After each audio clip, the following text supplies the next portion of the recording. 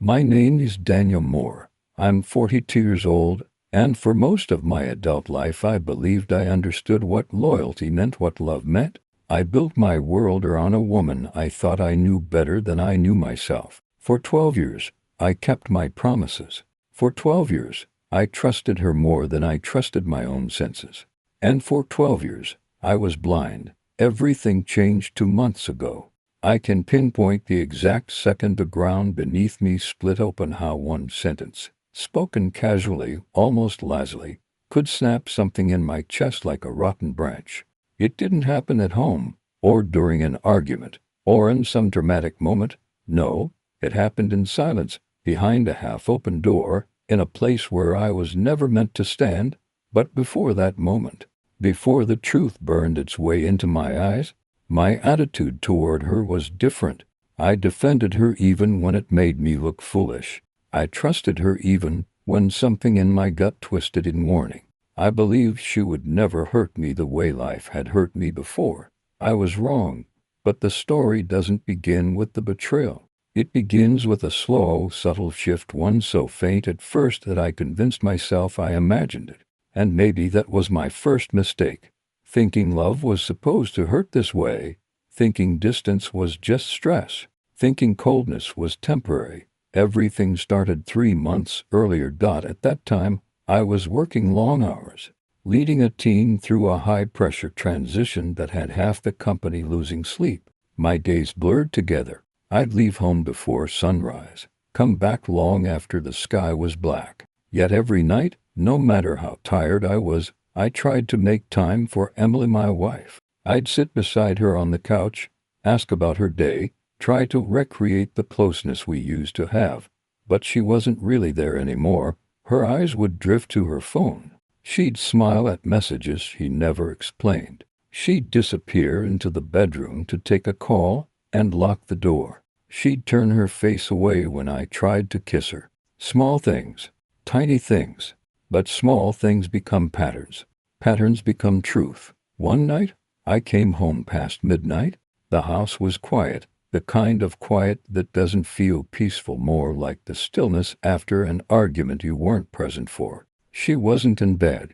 She wasn't in the living room. Her car was in the garage, but she was nowhere. I found her sitting on the back porch, wrapped in a blanket, staring at her phone with a strange, private little smile. A smile I hadn't seen in a long time. Not for me, anyway. When she finally noticed I was there, she startled, not guilty exactly, but irritated, as if my presence disrupted something. "Oh," she said, "you're home." Not "I missed you," not "how was your day." Just "oh." I told myself she was tired. I told myself marriage goes through cycles. I told myself every comforting lie I could find. But her distance didn't go away. It grew sharper, more intentional. A wall being built brick by brick. Then the excuses started. Girls' nights that ended at 2 or 3 a.m., work dinners with coworkers whose names she couldn't remember. Sudden interest in going to the gym late at night. A new password on her phone. The phone that was now glued to her hand like a lifeline. I'm not a fool. And I'm not naive. I recognized the signs. But denial is a powerful drug, and I was overdosing daily. Still, even then, even in the rising fog of suspicion, I didn't imagine how deep the truth actually went. I didn't imagine how cruel it would become. The night everything shattered was almost ordinary. I came home early, something that hadn't happened in weeks. I wanted to surprise her. I wanted to show her that I still cared, even if she seemed to be slipping farther away every day. Her car was in the driveway. The lights were on. The house seemed calm, but as I stepped inside, I heard voices drifting from the hallway. Her voice soft, playful, a tone I hadn't heard directed at me in a long time. And a man's voice low, confident, familiar. Too familiar. At first, my mind refused to understand. I moved quietly toward the sound. The door to the guest room was slightly open. My heart hammered so loud I thought they might hear it. Then I heard her laugh. Not the polite laugh she used with friends. Not the forced one she used with me lately. This was real. I heard the man say something that made her laugh even harder.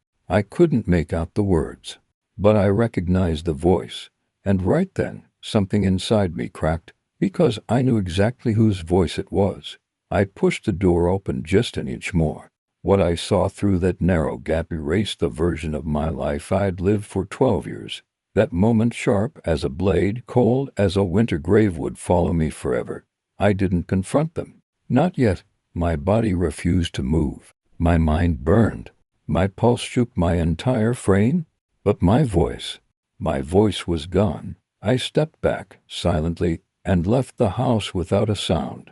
That was the night everything ended, but it was only the beginning of the story. I didn't sleep that night. I don't think I even blinked. I sat in my car in an empty parking lot near the river, staring at the steering wheel as if it were the only thing keeping my hands from shaking. The air felt thick, heavy, impossible to breathe. My chest tightened and loosened in waves, but no tears came. Not yet. Shock is a strange kind of armor. I kept hearing her laughter playing in my mind over and over, like a loop I couldn't escape. That sound used to be my favorite thing in the world. I used to think I'd give anything to keep it alive. Now I wished I could rip it out of my skull. And the man. God. Him, of all people, but I'm getting ahead of myself. The next morning, I drove home just before sunrise. I didn't want to see her, didn't want to hear explanations or lies or the fake concern she'd undoubtedly perform. I just needed clothes, my laptop, and the last remaining pieces of my dignity. I pulled into the driveway quietly, hoping she was still asleep. The house was silent, but lights were on. She wasn't in the kitchen, or the living room, or the bedroom. For a moment, panic hit me. Was he still here? Did she spend the night with him under my roof? The thought made something dark coil in my stomach. Then I heard water running. She was in the shower. Perfect. I grabbed a duffel bag from the closet and started packing. Clothes, toiletries, my passport, a photo of my parents, the essentials. My hands moved automatically, like I'd rehearsed this moment in my mind for years. I had almost finished when footsteps echoed down the hall. Daniel, she called, voice tight with confusion. Why are you home so early? I turned slowly. She stood in the doorway with a towel wrapped around her body, hair dripping down her shoulders, skin flushed from the heat of the shower. She looked normal, calm, innocent, even. If I hadn't seen what I saw the night before, I might have believed the act. I needed to get some things, I said. Her eyes drifted to the duffel bag. Something flickered across her face, fear, maybe, or guilt, or the panic of someone whose script is falling apart. Are you going somewhere? Yes. Where? She took a small step forward, away. She froze. Daniel, what are you talking about? I think you already know. Silence. Thick, electric silence. She swallowed hard. If this is about last night, I can explain. There it was. The line every unfaithful spouse keeps tucked in their pocket like a safety net. You can explain. I repeated, almost laughing. Explain what? The locked door, or his hands on you, or the way you were smiling at him like. Her face snapped into something colder. You shouldn't have been eavesdropping. I stared at her. That was her defense. Not an apology, not a denial, not shame. Accusation. Double quotes. So it's my fault, I said slowly, because I walked into my own house. She crossed her arms, chin lifting. You don't understand the situation. Oh, trust me, I said. I understand perfectly now. Her jaw clenched.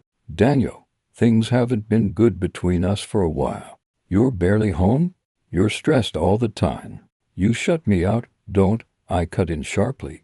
Don't pretend this is because I work. Don't pretend you didn't make a choice. Her eyes flashed. I didn't choose anything. You did, I said. You chose him. Her silence confirmed it. But I still needed to hear it out loud. Needed her to stop hiding behind excuses and half-truths. My pulse thudded in my ears. Who is he? I asked. She hesitated. And that hesitation, that tiny half-second of dread, was all the confirmation I needed. It's Mark, she finally said. Of course it was. Her coworker. Her friend. The man she said was like a brother. The man she insisted I had nothing to worry about. The man she defended so passionately she almost made me feel guilty for noticing the chemistry between them. I should have seen it sooner. I should have trusted my instincts instead of her words. But love makes you blind. Trust makes you stupid. And I had been both. I let out a breath. How long? She didn't answer. Emily, I repeated more sharply. How long? A few months, she whispered. The room tilted slightly. Even though I'd expected it, hell, even though I'd practically known it, hearing it out loud felt like someone driving a spike through my chest. So, while I was killing myself at work, I said, "You were? Don't say it like that," she snapped. "How would you like me to say it? That you were comforting yourself? Keeping busy? Finding a hobby? That's not fair." I laughed bitterly. "You don't get to talk about fair." She wrapped the towel tighter around herself, as if she were the one who'd been wounded. "Daniel, I didn't mean for any of this to happen. I never wanted to hurt you." I stared at her. "But you did." Her eyes softened, and she tried to reach for my arm.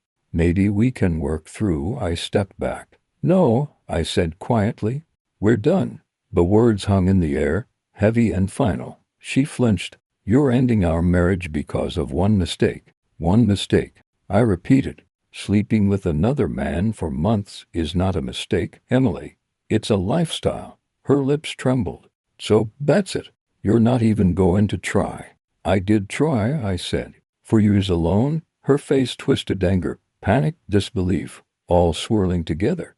"You're just running away." "Maybe," I said. "But at least I'm not running into someone else's bed." The blow landed hard. She didn't respond. I zipped the duffel bag, walked past her, and headed toward the door. My hand was already on the doorknob when she spoke again. "Daniel, please." For a moment, just a fraction of a moment, I hesitated. Even after everything, 12 years of memories pulled at me like a chain around my ribs. But then I remembered the laughter, the whispering, the betrayal, the hand on her waist, the gentle, intimate tone she used with him, something she hadn't used with me in years. I opened the door. "I'll send you the divorce papers," I said. And then I left. Again. But this time, I didn't look back. I checked into a cheap, quiet hotel on the outskirts of town, a place meant for tired travelers who didn't want questions or conversations. The carpet smelled faintly of detergent and cigarette smoke. The walls were thin, and the bed creaked when I sat down. But for the first time in months, maybe years, the silence didn't feel hostile. It felt like a shield. I dropped my duffel bag on the floor and sat on the edge of the bed, staring at nothing. My hands were still trembling. My mind wouldn't stop spinning. Every memory, every conversation, every moment of our marriage now were written through the lens of what I'd learned. 8 months. 8 months of deception. 8 months of lying to my face. 8 months of letting me believe I was the problem. I leaned back, staring at the ceiling. I didn't cry. Not yet. Something inside me was too hollow, too scorched to produce tears. At around noon, my phone buzzed for the first time. "Emily. Emily, where are you? Can we talk? Please answer me." I stared at the screen until it dimmed. 2 minutes later. "Emily, I made a mistake. A huge mistake. Please don't do anything drastic." Drastic. Leaving an unfaithful marriage was drastic. Amazing how cheaters always think the real crime is the reaction. I turned the phone face down, but she kept going. "Emily, Daniel, please, you're scaring me. Emily, we can fix this. Emily, don't throw everything away." "Why? I'm sorry." "Why? I'm so sorry." "Why? Please come home." I silenced the messages. Then came calls 6, 7, 8 in a row. Then voicemails. Then the message that made me stop breathing for a second. "Emily, Mark is worried too. Please answer." Mark. Mark was worried. I laughed. A dark, humorless sound. He was worried because I wasn't home. He was worried because the man whose wife he'd been sleeping with wasn't answering the phone. The level of delusion was unreal. I spent the next 2 days in that room. Barely ate, barely slept, just existed. Shock began to fade and then the grief came, sharp and suffocating. 12 years together, 12 years of loyalty, 12 years of choosing her, and now none of it mattered. I kept asking myself the same questions, over and over. Was she unhappy? When did she stop loving me? Why wasn't I enough? Was I blind? Or just foolish? Then, somewhere between guilt and self-loathing, a new question formed. Why did I let her make me feel like a burden while she was the one betraying me? That was the question that finally broke something inside me. And something else, something stronger began to take its place. On the third day, I went back to the house. Not to stay, not to talk, just to finish what I'd started. The air was cold, sharp, heavy with the smell of rain. My heart hammered as I stepped inside, expecting a confrontation. But the house was dark, quiet. Then I saw her. Emily sat on the couch with puffy eyes, a blanket around her shoulders, and a mug of cold tea on the table. She looked smaller, fragile, broken. Good. She stood the moment she saw me. Daniel, don't, I said. Her mouth closed instantly. I'm here for the rest of my stuff. That's all. She nodded, the tears welled. Can we at least talk? Just for a minute, please? I ignored her and walked to the bedroom. She followed. Daniel, I know you're angry. I know I hurt you. But you leaving like this, it's killing me. I shoved shirts into a suitcase. Good. She flinched like I'd slapped her. I don't deserve that. You deserve a hell of a lot more, Daniel. I didn't mean to fall for him. I froze. For a moment the world stopped spinning. I turned slowly. Fall for him. Her mouth opened as if she wished she could take the words back. But it was too late. You love him. I said. No, I don't. I didn't say you did. She shook her head desperately. Daniel, listen. I never wanted any of this to happen. It happened. I was lonely. You were always gone, always distant, always. There he is, I said. My fault. No, not your fault. I needed something. And Mark was there. I stared at her, disgusted. So this wasn't a mistake. This was a relationship she broke. Tears streamed down her cheeks as she sank onto the bed. No, I swear, Daniel. I chose you. I'm choosing you. That's why he's gone. I blocked him. I ended it. I just want you back. I zipped the suitcase slowly. You didn't choose me. You chose the moment you got caught. She sobbed harder. I felt nothing. Not pity. Not anger. Not love. Just distance. Something inside me had shifted so deeply I knew there was no going back. I picked up the suitcase and walked toward the door. But she grabbed my wrist. Daniel, if you leave, I'll lose you forever.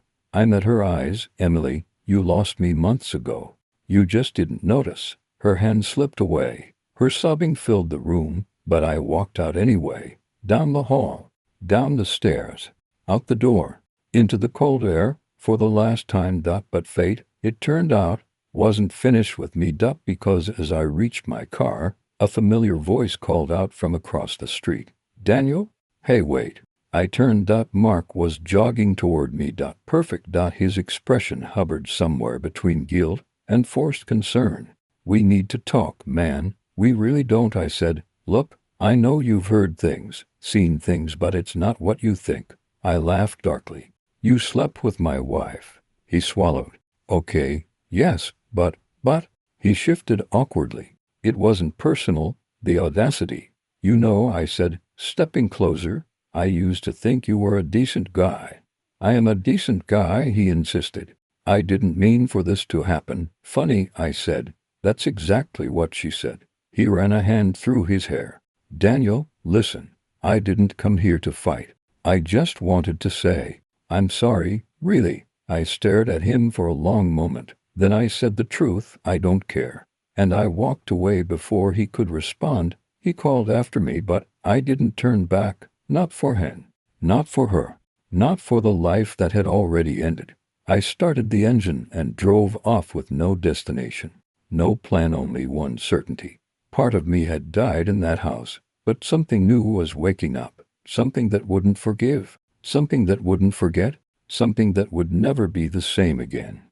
I drove for hours without knowing where I was headed. Past the highway signs, past the edge of the city, past anything that looked familiar. I let the road swallow my thoughts until the numbness felt almost comfortable. The sun was dipping low when I finally stopped an empty overlook off a rural road, the kind people used for stargazing or bad decisions.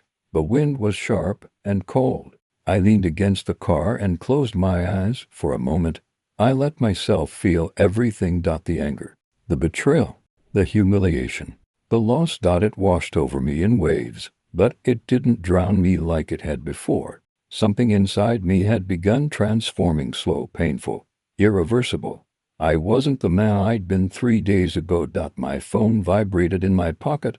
I didn't want to check it, but my instincts made me. Maybe a part of me still expected Emily to try again. But it wasn't her. It was someone I hadn't heard from in a long time. Sarah, hey, I heard from Emily that you left home. Is everything okay? Sarah, her sister. Of all people. I hesitated before opening the next one. Sarah, she called me crying. I'm not taking her side. I just want to know if you're safe. It was strange reading her words. She had always been the realistic one in the family. The one who saw more than she pretended to. The one who, occasionally, gave me a look that said, "You deserve better," even if I'll never say it out loud. I typed slowly. Me, I'm safe. I just need space. SARH, good? You should take it. SARH, but Daniel, you're not going back to her, right? I blinked. That wasn't the question I'd expected. Me, no, there's nothing to go back to. SARH, good? There was a pause. Then, SARH, if you need somewhere to stay, my apartment has a spare room. No pressure. I stared at the message for a long moment. This wasn't the time to mix complicated emotions with practical decisions. But the truth was, I didn't want to spend another night alone in a dark hotel room. And Sarah wasn't Emily. She wasn't going to lie, beg, or break down. She had always been calm, rational, steady. Me, thanks. I might take you up on that. SARH, anytime. Just text me before you come. I pocketed my phone. For the first time in days, I felt something that wasn't pain. Not hope. Hope was too big of a word. Just relief. A small one. Sarah lived 40 minutes away in a quiet, tree-lined neighborhood. When I knocked on her door that evening, I expected awkwardness, pity, questions. Instead, she opened the door, took one look at me, and pulled me into a hug. A simple, steady, human hug. No judgment, no pressure, no pity, just warmth. I'm sorry, she said quietly. You didn't deserve any of this. I swallowed hard. Thanks. She stepped aside. Come in. Make yourself at home. Her apartment was warm, soft-lit, smelling faintly of vanilla. A contrast to the freezing numbness I'd lived in for the past 3 days. She led me to the spare room, made sure I had towels and water, then leaned against the doorway. If you want to talk, I'm here, she said. If you want silence, I'm also good at that. I almost laughed. Silence is fine, she nodded, then paused. Daniel, don't let her guilt pull you back. She'll try. You know she will. I know. And Mark, ignore him. He'll pretend he cares. He doesn't. I know that too, Sarah sighed, brushing her hair back. Good. Then you're already doing better than most people in your situation. She left me alone after that. I sat on the edge of the bed and breathed in the unfamiliar air. For the first time in days, I didn't feel trapped. I felt supported. And that was dangerous, because support could become comfort. Comfort could become dependence. And dependence could turn into something messier than I was ready for. I woke up the next morning to the smell of coffee. Real coffee, not the instant kind from the hotel room. Sarah was in the kitchen in an oversized sweatshirt, hair tied up, stirring something on the stove. Morning, she said with a soft smile. You look a little less dead. Thanks, I replied dryly. I guess that's a compliment. It is. She poured coffee into a mug and handed it to me. You should eat too. I'm not really hungry. That wasn't a suggestion. Her tone was gentle but firm. I sat down. It felt normal. Too normal. Like a life I wasn't supposed to have, but one that felt better than the one I'd left. Halfway through breakfast, Sarah asked, "What are you going to do about the divorce?" I almost choked. "You think I should file?" She looked me straight in the eye. "If you don't, Emily will. And she will twist the story. Do it first. Protect yourself." I nodded slowly. She was right. "And the house?" she asked. "I'll let her keep it. I don't want anything from that place." Sarah set down her fork. "Daniel, don't let guilt make legal decisions for you. She cheated. She doesn't get rewarded for that." I sighed. "I just want this over with." "I know," she said softly. "But be smart. I'll help you if you want." "You do that." She hesitated, then nodded. "Your family too. Or you were.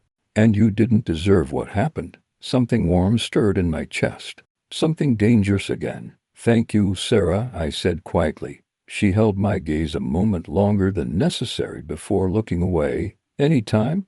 The rest of the day passed in an easy calm. I helped her fix a shelf. She made dinner. We talked about everything except Emily. It was strange how comfortable it felt being in a space without lies, without tension, without walking on emotional glass. That night, as I lay in the quiet guest room, I realized something. Being here felt more like home than my actual home ever had, and that terrified me.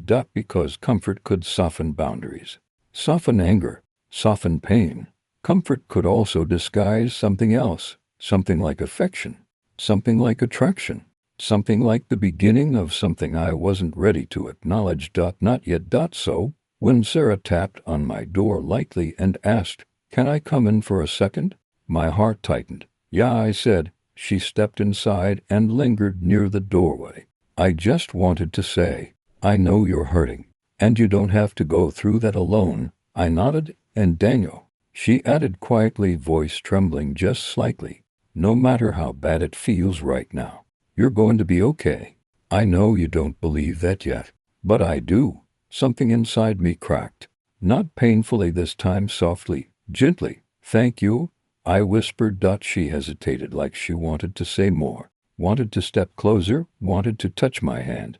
But she did in single quotes t. She simply gave a small, sad smile and left the room. The door closed softly behind her, but the echo of her presence stayed with me long into the night. And for the first time since discovering the truth, I wasn't only thinking about what I'd lost. I was thinking about what might come next. And that scared me more than anything. I woke up earlier than usual the next morning, long before the sunlight reached the window. My mind had been running all night, replaying fragments of the past week in a loop. Emily's shaking voice, Mark's cowardly silence, Sarah's steady calm, the quiet safety of her guest room. Everything felt wrong and right at the same time. I got out of bed quietly, trying not to disturb the apartment. But Sarah was already awake, sitting at the small kitchen table with a cup of coffee, her knees drawn up slightly, hair messy and eyes still tired. She looked up when she heard me. "Morning," she said softly. "Morning," I replied. She studied me for a moment. "You didn't sleep well." "I haven't really slept well in days." "Yeah," she murmured. I noticed. She motioned toward the chair across from her. I sat down. Neither of us spoke for a minute. It wasn't awkward, just heavy. "Daniel," she finally said, "Emily called me again late last night." I felt my back stiffen. "What did she want?" "She wanted to know if you were here." I didn't tell her. "Thank you." "She's panicking," Sarah continued. "The reality is setting in for her. She thought you'd come back. She always thought you'd be the one to fix things." I let out a humorless breath. "I'm done fixing things she breaks." "You should be," Sarah said quietly. "You did enough."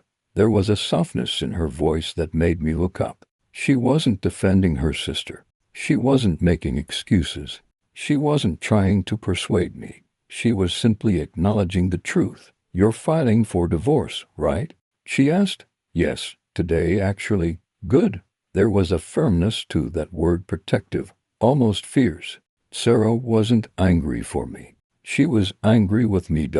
And that meant more than I could admit. Around noon, I stepped up to make the legal calls I'd been avoiding. Finding a lawyer wasn't hard, and explaining what happened took less time than I expected. "I'm sorry you're dealing with this," the attorney said after I finished. "Infidelity cases are emotionally exhausting, but legally, this will be straightforward. You're doing the right thing." Straightforward. Right thing. Words that didn't bring relief but clarity. After the paperwork was set in motion, I drove aimlessly again, not ready to return to the apartment. I ended up at a park on the edge of town, sitting by a lake with pale winter sunlight glinting off the water. That was when Emily's name flashed on my screen. I stared at it, waiting for the guilt, the hesitation, something. But there was nothing. Just calm. I answered. Her breath hitched immediately. "Daniel, please don't hang up." "I'm not hanging up," I said flatly. "Say what you need to say." "I made a mistake," she whispered. "A horrible one. I know you won't believe me, but it didn't mean anything. I wasn't thinking. I was lonely and I was stupid and I..." "Stop," I said. Silence. "I'm filing for divorce," I continued. "The papers will be ready soon." A sharp inhale. A soft cry. "Please, Daniel. We can fix this. We can go to counseling. We can rebuild. I'll do anything. Please don't throw away our life." I looked out at the lake as wind rippled across the surface. "You threw it away," I said quietly. "Not me." She sobbed harder. "I know I hurt you. I know I destroyed your trust. But I love you. I love you so much.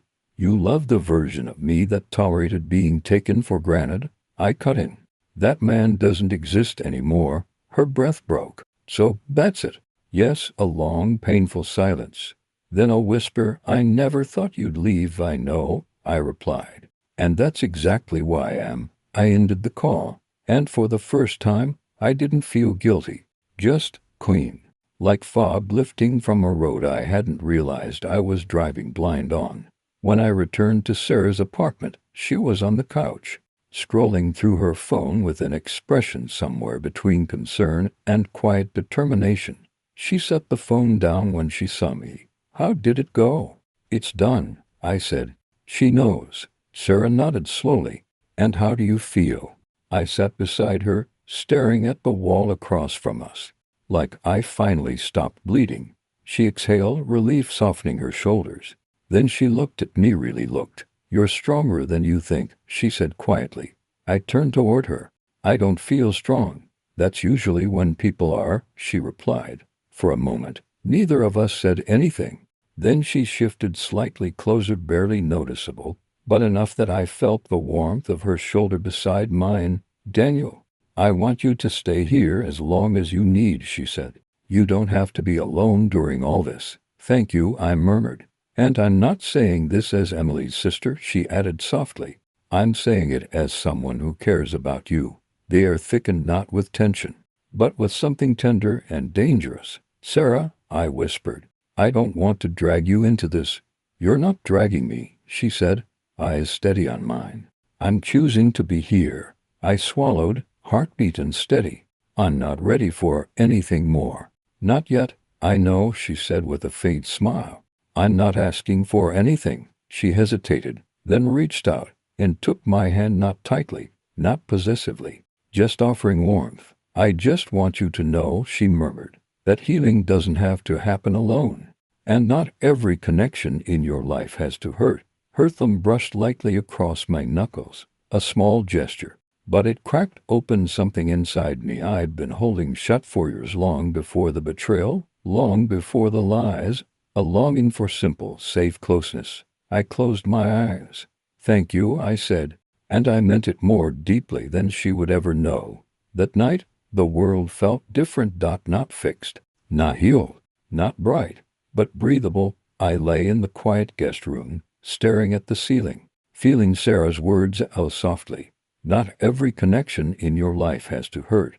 And for the first time since everything collapsed, I believed her. Maybe not today, maybe not soon, but someday. I would be okay. And maybe, just maybe, something new would grow from the ashes of what was destroyed. Something steadier, something honest, something that didn't break me. But for now, I let myself rest, really rest. with a sense of peace I hadn't felt in years.